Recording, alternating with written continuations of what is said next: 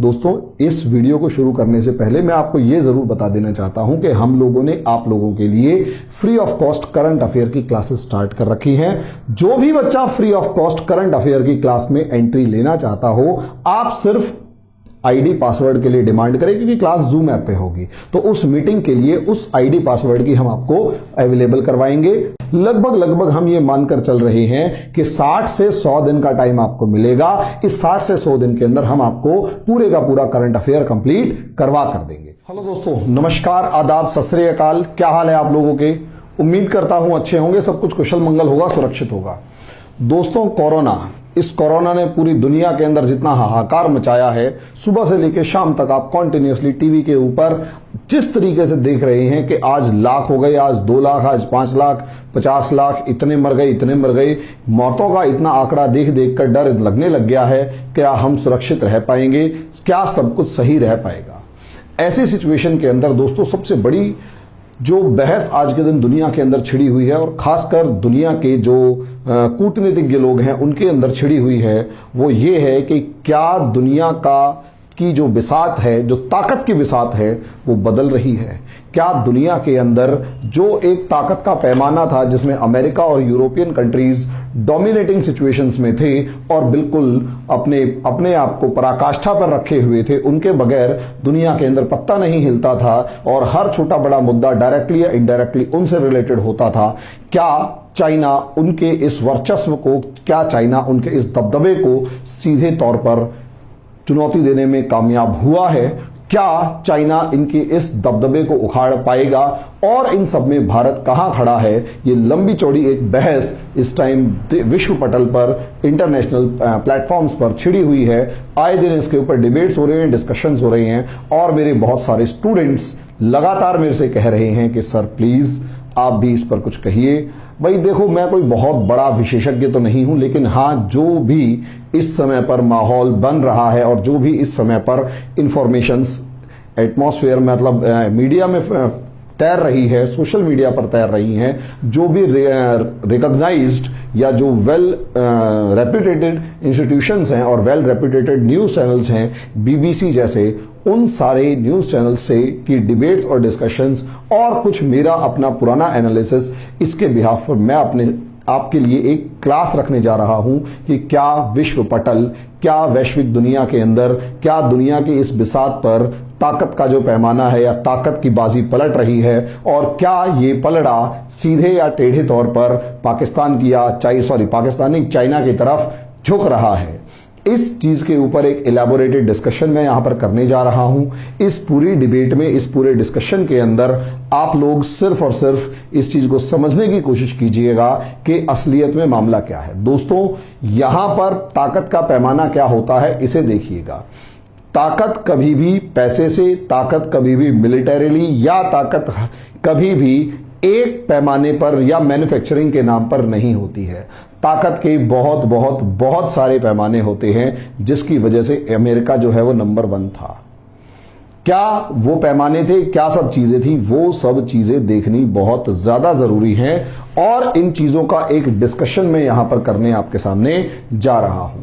अगर आप power of a country देखेंगे, तो खासकर पावरफुल कंट्रीज की अगर बात की जाती है, पावरफुल कंट्रीज अगर आप देखते हैं, जो ताकतवर देश हैं, उनकी अगर आप बात करते हैं, उसमें आपके सामने 2 पुराने एग्जाम्पल, 3 बड़े एग्जाम्पल्स आपको दिखाई देंगे, जिसमें से एक है अमेरिका, एक हार चुकी शक्ति यूएसएसआर जो आज के दिन रशिया बचा हुआ है, और एक नई उभरती हुई शक्ति आपके सामने खड़ी है चाइना।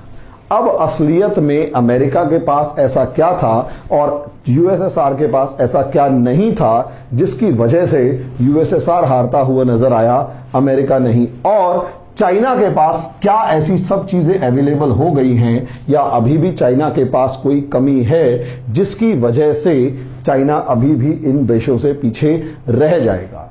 अमेरिका की जब आप बात करते हैं, तो अमेरिका और यूरोपियन यूनियन खासकर यहां पर दिखाई देता है, और अमेरिका के साथ 5 आइज नाम के जो देश हैं, 5 अंग्रेजी बोलने वाले जो देश हैं, वो भी यहां पर दिखाई देते हैं। यहां अगर रशिया की बात करते हैं, तो रशिया का किसी टाइम पर ईस्टर्न यूरोप पर जो दबदबा था और साथ में कम्युनिस्ट कंट्रीज जहां पर कम्युनिज्म होता था उन कंट्रीज का एक ग्रुप होता था, समझे। और चाइना की अगर आप बात करें तो चाइना और इसके आसपास के देशों की लिस्ट अगर ढूंढने लगेंगे तो आपको थोड़ा प्रॉब्लम मिलेगा। दोस्तों अगर आप अमेरिका की बात करते हैं तो दुनिया में सबसे पहली चीज इसके पास जो इंपॉर्टेंट थी और आज भी काफी बड़े अमाउंट में है वो है टेक्नोलॉजी। इस टेक्नोलॉजी के बिहाफ पर उसने कंपनियां खड़ी करी, इसी टेक्नोलॉजी के बिहाफ पर उसके पास कहीं ना कहीं रिसोर्सेज वो कंपनीज खड़ी करी और इसी टेक्नोलॉजी के बिहाफ पर इसने जो है वो रिसोर्सेज को डेवलप किया। इसी टेक्नोलॉजी के बिहाफ पर इसी ने मिलिट्री पावर, मिलिट्री माइट यानी ताकत हासिल करी। अब यहां अगर आप देखेंगे कंपनी, यहां टेक्नोलॉजी का इंपॉर्टेंट रोल था और इसी टेक्नोलॉजी की हेल्प से और इस टेक्नोलॉजी जिसे कहेंगे आप सब टेक्नोलॉजिकल सपोर्ट से इसने दूसरे देश, चाहे वो फाइव आइज यानी इंग्लैंड यानी ब्रिटेन और उसके बाद ऑस्ट्रेलिया, न्यूजीलैंड और कनाडा और अमेरिका, ये 5 अंग्रेजी बोलने वाले देश, उनको हमेशा दबदबे में रखा, सपोर्ट में रखा। अब इस टेक्नोलॉजी के साथ साथ एक पार्ट, भले ही यहां पर टेक्नोलॉजी आता है लेकिन टेक्नोलॉजी ही सब कुछ नहीं होता। यहां दूसरी चीज जो सबसे ज्यादा इंपॉर्टेंट है वो अपने नेचुरल रिसोर्सेज की बात की जाती है।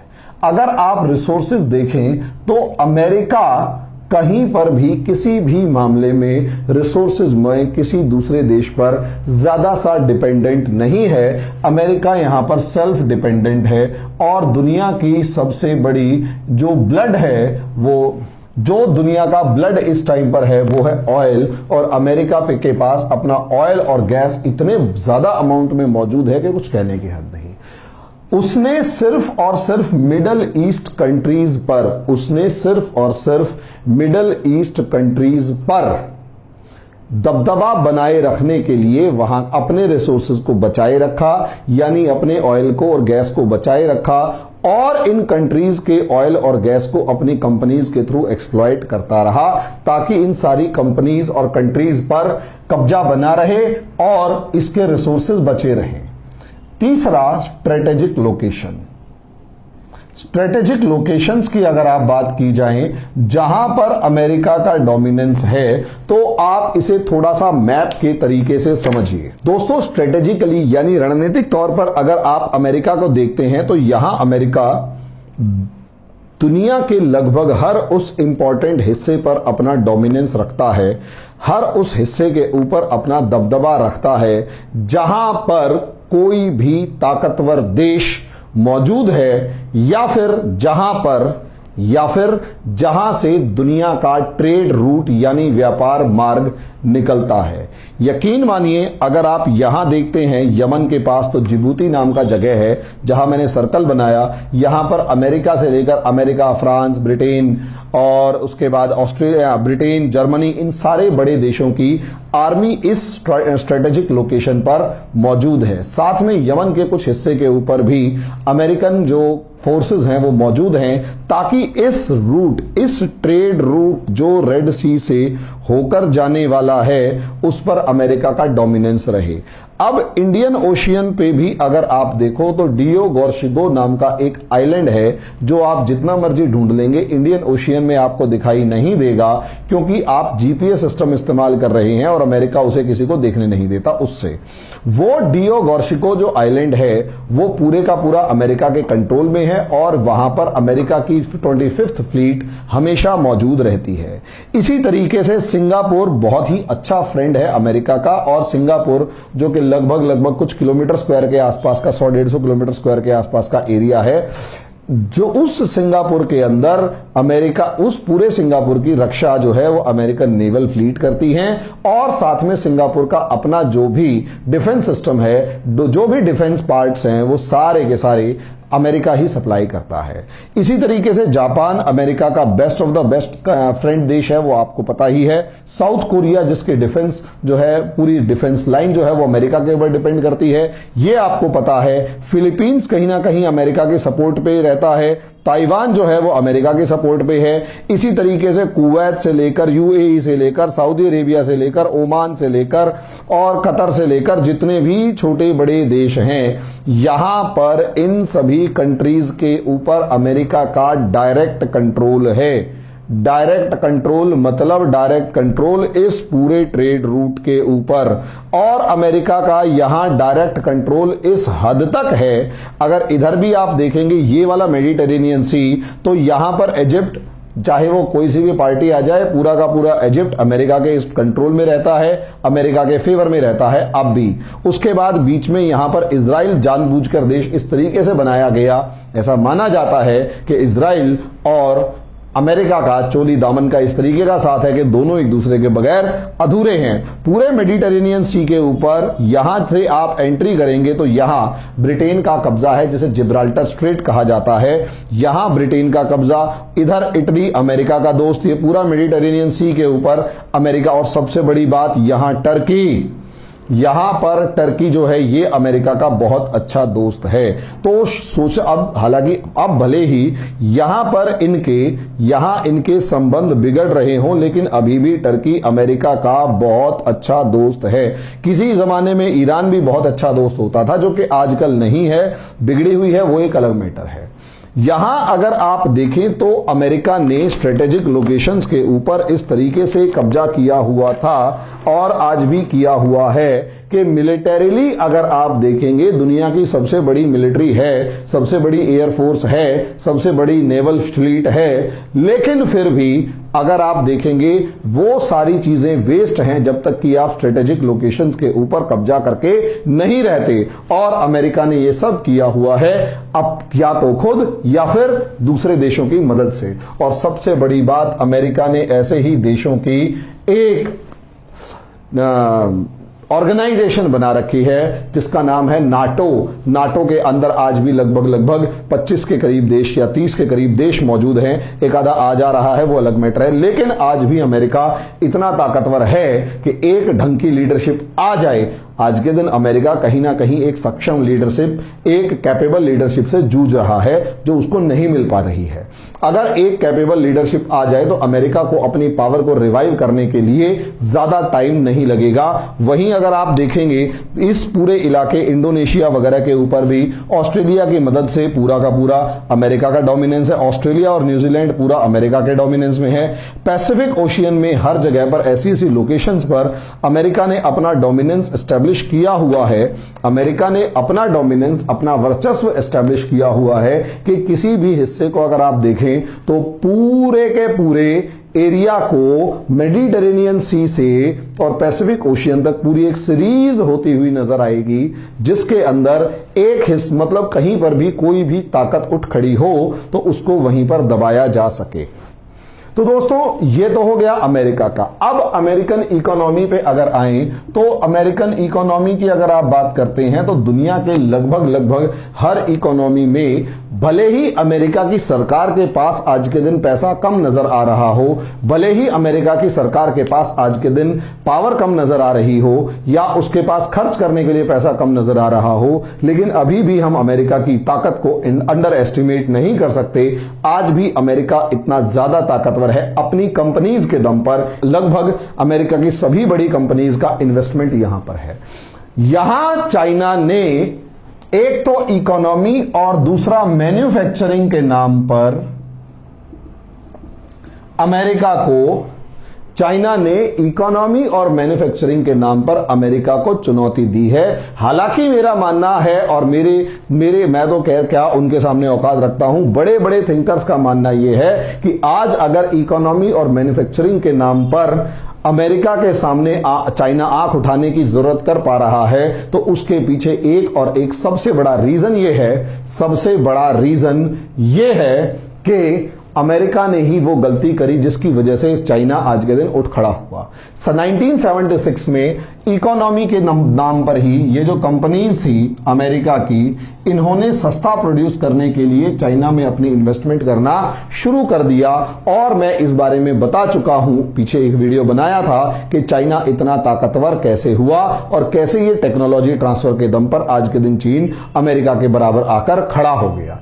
यहां अगर आप देखेंगे ये जो कंपनीज हैं ये इतनी ज्यादा पावरफुल होती चली गई, ये कंपनीज इतनी ज्यादा ताकतवर होती चली गई कि मतलब इन कंपनीज ने चाइना के अंदर इतना ज्यादा इन्वेस्टमेंट किया कि सारा एम्प्लॉयमेंट जो है वो चाइना के अंदर ही आपको दिखाई दे रहा था। सारा एम्प्लॉयमेंट चाइना में दिखाई दे रहा था और मैन्युफैक्चरिंग यूनिट्स अमेरिका के अंदर कम होती चली गई और चाइना के अंदर लगातार वो मैन्युफैक्चरिंग यूनिट्स बढ़ती चली गई। नतीजा उसका यह हुआ कि यहां इस फील्ड में अमेरिका कमजोर पड़ गया और यही रीजन है कि फॉर्च्यून 500 के अंदर पहली बार ऐसा 500 नाम की एक मैगजीन है, पहली बार ऐसा हुआ कि दुनिया की टॉप 500 कंपनीज के अंदर अमेरिका की पहले सबसे ज्यादा, यहां तक कि कई बार 200 के करीब कंपनियां सिर्फ अमेरिका की होती थी। आज के दिन चाइना की कंपनी फॉर्च्यून 500 में सबसे ज्यादा हैं, 128 या 129, और अमेरिका की कंपनीज 123 हैं। ऐसी सिचुएशन में चाइना जो है वो मैन्युफैक्चरिंग हब बन चुका है और अमेरिका को यहां पटखनी दे रहा है।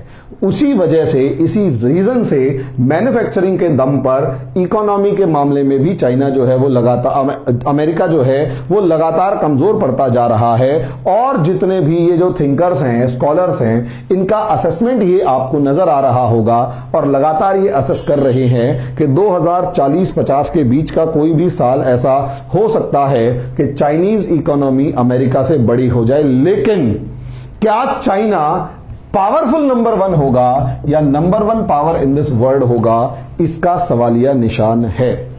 अब इसमें हम दूसरी सिचुएशन पर आते हैं। दूसरी सिचुएशन दोस्तों ये है, या दूसरा रीजन, दूसरा पार्ट ये है कि असलियत में अमेरिका के पास इतना सब कुछ था, बड़ा देश है, पावर है, पॉपुलेशन है, सब चीजें थी, तो यूएसएसआर भी तो इतना ही बड़ा था, ये क्यों हारा? अगर आप इसे मैप पर देखते हैं तो नो डाउट यूएसएसआर जो है वो अपने आप में बहुत बहुत बहुत ज्यादा बड़ा था। इसमें पूरे के पूरे ईस्टर्न यूरोप के जो देश थे वो सारे के सारे यूएसएसआर के साथ होते थे और ये पूरा इतना बड़ा इलाका, ये पूरा कैस्पियन सी का बड़ा हिस्सा, तुर्कमेनिस्तान, अफगानिस्तान, किर्गिस्तान वगैरह से लेकर ये पूरे यूएसएसआर के साथ होते थे। और एक बड़ा हिस्सा ऐसा था, एक बड़ा फेज ऐसा था कि ये चाइना पूरे का पूरा ये यूएसएसआर के साथ होता था और कम्युनिस्ट नेशंस होते थे। और इधर से थाईलैंड, मलेशिया का बड़ा हिस्सा, वियतनाम भी ये यूएसएसआर के साथ होता था। और इंडिया भी कहीं ना कहीं उसी लाइन में खड़ा हुआ नजर आ रहा था। ऐसी सिचुएशन में अगर देखा जाए तो कहीं ना कहीं यूएसएसआर जो है वो पावर नंबर 2 था। लेकिन यूएसएसआर की सबसे बड़ी प्रॉब्लम ये थी कि यूएसएसआर के पास, यूएसएसआर की नेचुरल, यानी ये भी एक तरीके का ज्योग्राफिकल प्रॉब्लम्स में घिरा हुआ था। यूएसएसआर के पास गर्म जमीन नहीं थी, वार्म पोर्ट्स नहीं थे, रिसोर्सेज उसके अंदर जो पेट्रोल है वो तो बहुत ज्यादा है, लेकिन कहीं ना कहीं बाकी सिचुएशंस उसके फेवर में नहीं जाती थी, जिसकी वजह से यूएसएसआर जो है वो पिछड़ा रह गया। और इतना बड़ा होते हुए भी अमेरिका उसको कंटेन करने में कामयाब रहा, अमेरिका उसको कंट्रोल करने में कामयाब रहा। उसके पीछे एक सबसे बड़ा रीजन ये भी था कि यूएसएसआर कभी भी अपने आप को दुनिया के अंदर मैन्युफैक्चरिंग हब नहीं बना पाया और वो अपने दोस्तों को आइडियोलॉजी, यानी क्या नाम है, विचारधारा के नाम पर तो अपने दोस्त बना पाया, उनको मदद के नाम पर तो अपना दोस्त बना पाया, पैसा दे के मदद करता था उसके नाम पर अपना दोस्त बना पाया। लेकिन कहीं ना कहीं जिस तरीके से अमेरिका के पैसे ने दुनिया के बहुत सारे देशों के अंदर तरक्की के अंदर मेन रोल प्ले किया, दुनिया के बहुत सारे देशों में तरक्की के अंदर मेन रोल प्ले किया, वैसा मेन रोल रशिया और उसकी आइडियोलॉजी प्ले नहीं कर पाए। और जिस तरीके से रैपिड ग्रोथ अमेरिका के पैसे से यूरोप और दूसरे देशों ने देखी, वैसी रैपिड ग्रोथ यूएसएसआर के देशों ने नहीं देखी, सपोर्टिंग कंट्रीज ने नहीं देखी। इसका असर क्या हुआ? इसका असर यह हुआ कि एक टाइम के बाद यूएसएसआर का जब डाउनफॉल शुरू हुआ तो उस आइडियोलॉजी को जिसकी वजह से वो देश रशिया के साथ जुड़े हुए थे, वो देश उस आइडियोलॉजी को ही छोड़ना शुरू कर चुके थे। इसका सबसे बेस्ट एग्जांपल आपका खुद का इंडिया है कि उसने ओपन मार्केट पॉलिसीज को इंप्लीमेंट करना शुरू किया और इस ओपन मार्केट पॉलिसीज का ही असर था कि आप भी अमेरिका के फॉर्म में ही या पिछलग्गू की फॉर्म में कहो, पिछलग्गू तो नहीं कह सकते लेकिन हां अमेरिका वाले रास्ते पर ही चल निकले थे। अब यहां पर तीसरे देश यानी चाइना की हम बात कर लेते हैं। दोस्तों यहां तीसरा देश चाइना, अगर इस चाइना के बॉर्डर को आप देखते हैं, ये चाइना इस तरीके से, ये रहा चाइना का लगभग बॉर्डर इस तरीके से, ये पूरे का पूरा एक्सपेंडेड फॉर्म में है। इसे मैं सीधा जानबूझकर इसलिए बना रहा हूं कि आपको मैं भाई इतना बड़ा कलाकार नहीं हूं कि यहां पर क्या नाम है एक लाइन ड्रॉ कर सकूं। दिस इज चाइना और ये जो पूरे का पूरा चाइना है ये इस तरीके से। अब ये उम्मीद ये है कि अमेरिका का जो इसमें इन्वेस्टमेंट लगा और अमेरिका की वजह से जो चाइना ने टेक्नोलॉजी ट्रांसफर और दूसरे नाम से तरक्की की, पैसा कमाया, तो क्या अब ये चाइना स्टेट कैपिटलिज्म, राज्य पूंजीवाद के नाम पर इतना ताकतवर हो गया है कि अमेरिका को खुले तौर पर चुनौती दे और अमेरिका यहां हार मानकर बैठ जाए? क्या ये अमेरिका को जेन्युइनली हरा पाएगा? क्या ये अमेरिका को जेन्युइनली खत्म कर पाएगा या अमेरिका को घुटनों के बल बिठा पाएगा? अगर नॉर्मली देखा जाए तो आज के दिन अगर चाइना की मैन्युफैक्चरिंग पावर देखी जाए तो उसके सामने अमेरिका कहीं नहीं टिक रहा। तो हां, मैन्युफैक्चरिंग के नाम पर चाइना जो है वो अमेरिका के सामने खड़ा हुआ बहुत मजबूत सिचुएशन में नजर आ रहा है। इकोनॉमी के मामले में आज के दिन चाइना की इकोनॉमी अमेरिका की इकोनॉमी से मजबूत नजर आ रही है, लेकिन अमेरिका की इकोनॉमी अपने आप में इतनी बड़ी है कि अगर आज के दिन भी ये संभलने की कोशिश करती है और अमेरिका की सरकार के ऊपर इतना ज्यादा कर्जा है कि आज के दिन उससे वो संभलने की कोशिश करता है तो भी उसे एक अरसा बीत जाएगा, एक लंबा टाइम बीत जाएगा। लेकिन क्या सच में अमेरिका इतना कमजोर हो चुका है? तो मैंने जैसे बताया कि डिफरेंट कंट्रीज या डिफरेंट क्राइटेरियाज हैं नंबर वन बनने के डिफरेंट क्राइटेरियाज में एक क्राइटेरिया जो है वो है कि आपके पास आपके दोस्त कैसे हैं, आपके साथी कैसे हैं। दोस्तों आपके दोस्त, आपके साथी वो होते हैं, तब होते हैं या तो वो पैसे से जुड़े हुए हों या फिर आपसे कल्चरली यानी कि कहीं ना कहीं सांस्कृतिक तौर पर जुड़े हुए हों या फिर वो कहीं ना कहीं भाषा के तौर पर जुड़े हुए हों, ट्रेडिशंस के तौर पर जुड़े हुए हों। ये फेवर अमेरिका के साथ है। यहां अगर 5 आइज को देखें तो अमेरिका जितना मर्जी नाराज हो जाए, ये 5 आइज जल्दी से अमेरिका का साथ नहीं छोड़ेंगे और कहीं ना कहीं अंग्रेजी वाला जो भाईचारा है वो हमेशा बना रहेगा। और अंग्रेजी वाले भाईचारे के अंदर यानी यहां पर आपको कनाडा, ऑस्ट्रेलिया, न्यूजीलैंड और ब्रिटेन और अमेरिका, ये 5 तो हमेशा एक साथ खड़े हुए मिलेंगे और 5 टेक्नोलॉजी संबंध ताकतवर देश आपस में खड़े हों और वो भी पूरी दुनिया के अंदर फैले हों तो वो जल्दी से किसी के देश काबू में आने वाले नहीं हैं, ये पक्की बात है। दूसरी सिचुएशन यहां पर ये आ जाती है कि इस टेक्नोलॉजी के मामले में भले ही चाइना, खासकर हार्डवेयर टेक्नोलॉजी के मामले में चाइना, अमेरिका, ब्रिटेन और इन सब देशों से काफी आगे निकल चुका है, लेकिन दोस्तों अभी भी मेन बात यह है कि कंपनियां भले ही चाइना की हों लेकिन रिसोर्सेज के मामले में, संसाधन के मामले में जितनी डेप्थ और संसाधन के मामले में जितना स्ट्रेंथ अमेरिका के पास है, चाइना के पास नहीं है। मानिए चाइना को अभी भी इस चीज को सबको मानना पड़ेगा कि चाइना के पास अभी भी ऑयल रिसोर्सेज नहीं है। अगर चाइना के पास अभी भी ऑयल रिसोर्सेज नहीं है तो उस ऑयल रिसोर्सेज के लिए उसे इन मिडल ईस्ट, ईरान वगैरह या गल्फ कंट्रीज के ऊपर डिपेंडेंट होना पड़ रहा है और उसका देश हमेशा, उसका जो ऑयल है वो हमेशा इस रास्ते से लगातार निकलता है। जो मैंने ब्लू लाइन खींची है, ब्लू लाइन अमेरिका चाइना के लिए है। ऐसी सिचुएशन में उसे उसकी ऑयल सप्लाई एक कमजोर नस है। अगर वो कमजोर नस जब तक रहेगी तब तक अमेरिका, अगर अमेरिका ब्रिटेन से, अमेरिका और चाइना की डायरेक्ट भिड़ंत होती है तो अमेरिका कुछ नहीं करेगा, चाइना की ये गर्दन दबाता है और ये गर्दन दबाकर चाइना को अमेरिका कभी भी दबा सकता है। यही एक कारण है कि चाइना धीरे धीरे अपनी एक्सपेंशनिस्ट पॉलिसी बढ़ाकर इस साउथ चाइना सी में अपना दबदबा बना रहा है। इसकी मैं आपको वीडियो बनाकर बनाकर बता चुका हूं कि साउथ चाइना सी में कैसे अमेरिका जो है वो चाइना अपना लगातार दबदबा बना रहा है। लेकिन साथ ही खबर यहां पर यह आ जाती है कि चाइना एक क्लेम करता है तो चाइना एक कदम आगे बढ़ता है तो अमेरिका भी बराबरी के कदम बढ़ा देता है।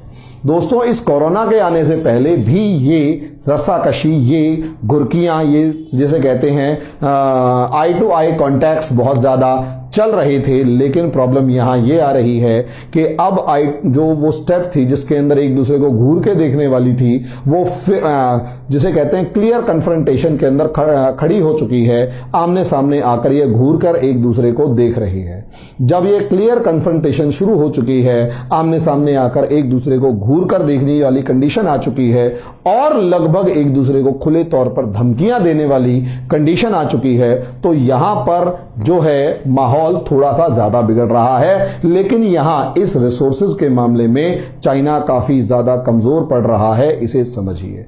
चाइना इन रिसोर्सेज के मामले में काफी ज्यादा कमजोर पड़ रहा है। टेक्नोलॉजी के मामले में, रिसर्च डेवलपमेंट के मामले में अभी भी अमेरिकन कंपनीज का कोई भी कंपैरिजन नहीं है। और दूसरी तरफ मिलिट्री माइट में अभी भी मिलिट्री के मामले में देखेंगे तो अमेरिका के पास दुनिया के सबसे ज्यादा घातक हथियार हैं, सबसे ज्यादा ताकतवर हथियार हैं और सबसे ज्यादा स्ट्रेटेजिक लोकेशंस पर आज भी अमेरिका मौजूद है। यानी और सबसे ज्यादा ताकतवर पोजीशंस पर होने की वजह से वो दुनिया की गर्दन अपने हाथ में दबाए बैठा है। इसमें केवल चाइना की तो औकात ही क्या है। तो दोस्तों, ये जो पावर टसल चल रहा है, अच्छा इसमें एक चीज और जो बहुत ज्यादा इंपॉर्टेंट है वो ये कि अमेरिका जो है उसकी एक खास बात और है, और वो ये कि उसके साथ जो कल्चरल तौर पर जो नाटो के देश जुड़े हुए हैं, जो यूरोप के देश जुड़े हुए हैं, जो कि एक पूरा संगठन है, एक ग्रुप है जो अगर लड़ेगा तो लगभग सबके साथ सभी इकट्ठा मिलकर लड़ेंगे लगभग,